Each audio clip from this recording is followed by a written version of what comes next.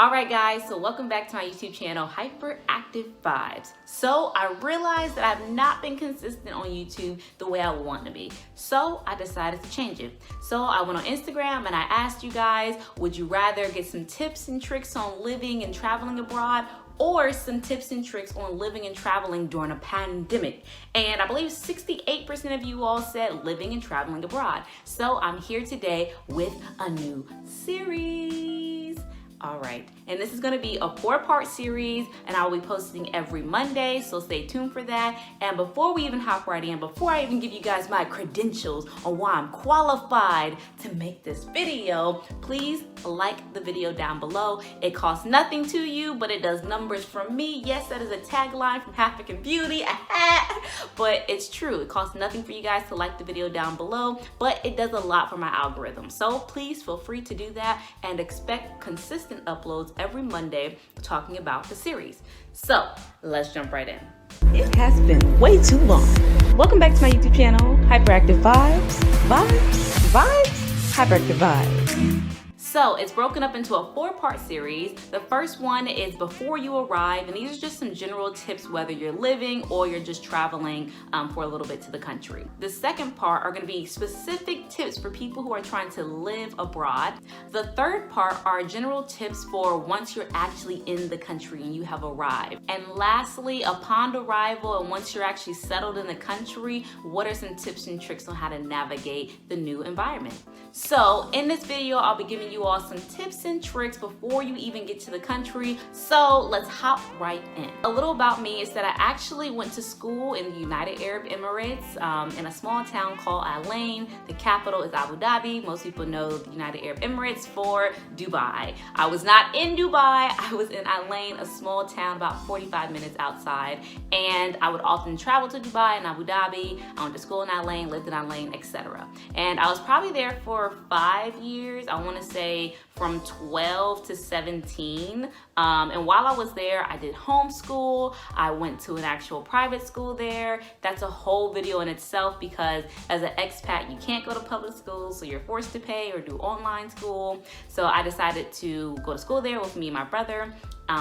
That is a whole journey in itself. What's it like to go to school internationally in an entirely different curriculum, entirely different environment, different structure? It was amazing. It was insane. It was crazy. It was fun. It was beautiful. It was a process I do not regret, and I'm happy that I can kind of tuck away into my tool belt of interesting stories that I have. But it's a whole story in itself. In addition to going to school, I also worked in the country as an English teacher and also at a trampoline park, and I was able to finish school early, etc., etc., etc. So my point is that I'm pretty qualified, if I do say so myself, to give you all some tips and tricks on how to navigate living and traveling abroad. So on that note, I'm gonna hop right in. Let's get it. All right, so number 1, you need to have an open mind. When you are traveling outside of your home domestic country, it's important to open yourself up to the different types of norms, values, and just regulations that you'll be having to abide by when you're in another country, some of the things you have to see, some of the people you interact with. So for example, when I first moved overseas, I had taken a class because I believe this was in 6th or 7th grade, and I had taken an Arabic class beforehand because in the United Arab Emirates, the first language is Arabic and the second language is English.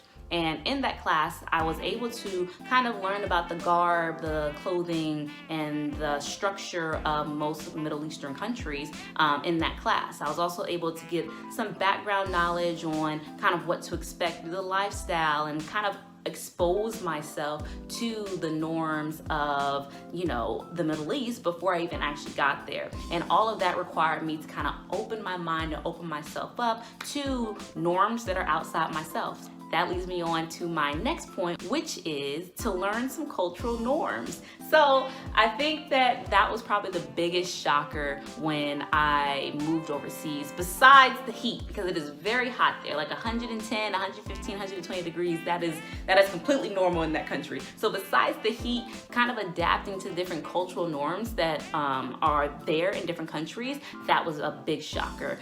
So what side of the road do they drive on? Do they drive on the left or the right? What What's their metric system? What type of transits are the most common and normalized there? The ones that you have the easiest access to? What are the costs of them, the average cost? Are you moving into an area where the age range is a little older? So are they in their 60s or 50s? Or is the population a little younger, where you're moving into a community where people may be in their 20s or 30s? So that's an important thing to also consider as well. My next tip would be to make sure you have secured your funds. If you're just traveling for a little bit and vacationing, you want to make sure that you have your savings in check so you're not going broke halfway through your trip. And if you're actually moving to that country, it's very important to consider what your income's going to be in respect to the actual living wages and the what's the word I'm looking for?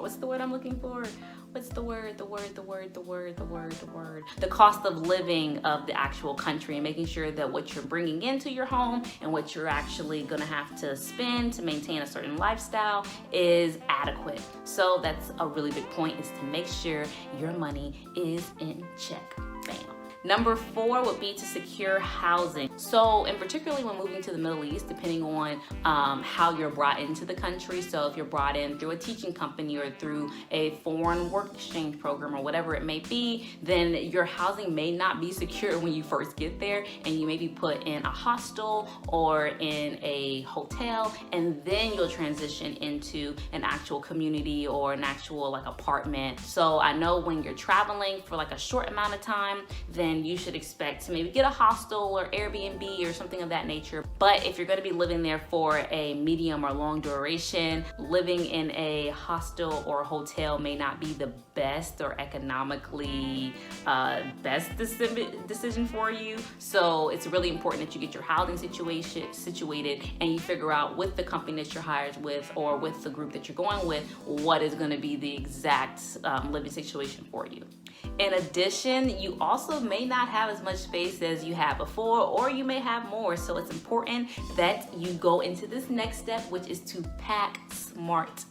And what that means is making sure that you're thinking about the weather of the country you're gonna be in, making sure that you're thinking about how long you're gonna be there, and will you need a full range of seasonal clothing, and if you're gonna be going back home, so will you be able to bring more clothing with you at some point? So making sure that you pack for the actual country that you're going to. So if you're going to South Africa versus if you're going to the Middle East versus if you're going to Alaska versus if you're going to Poland, you're gonna have completely different wardrobes more than likely for the duration that you're there, for the country that you're in, for the norms that you'll be around, for the area that you'll be in. So it's really important that you also pack smart, and that requires you to really do your research, which is kind of what all of these points is really kind of hinting at, is to make sure that you do your research before you actually go to the country that you plan on traveling or moving to. So that kind of wraps up this little video,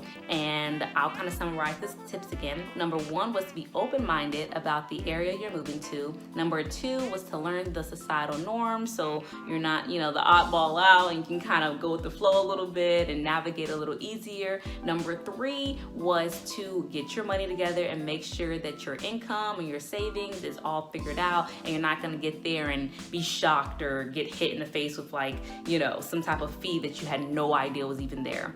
Number 4 was to secure your housing, whether it's in a hostel, a hotel, an apartment, a house, a townhome, whatever it may be. Make sure that your housing is kind of sort of figured out before you actually get there.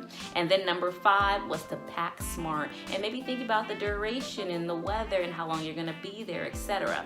So if you found these tips helpful, please don't forget to like down below. If you have any tips for yourself, like if you've relocated from your home country to a new country, whether for school, work, for vacation, whatever it may be, feel free to leave a comment down below, giving some tips and tricks for you that you personally had to learn while you were there. So thank you all for tuning in today. Don't forget to subscribe to my YouTube channel and stay tuned for the next video on Monday. See you all in the next one. Bye guys.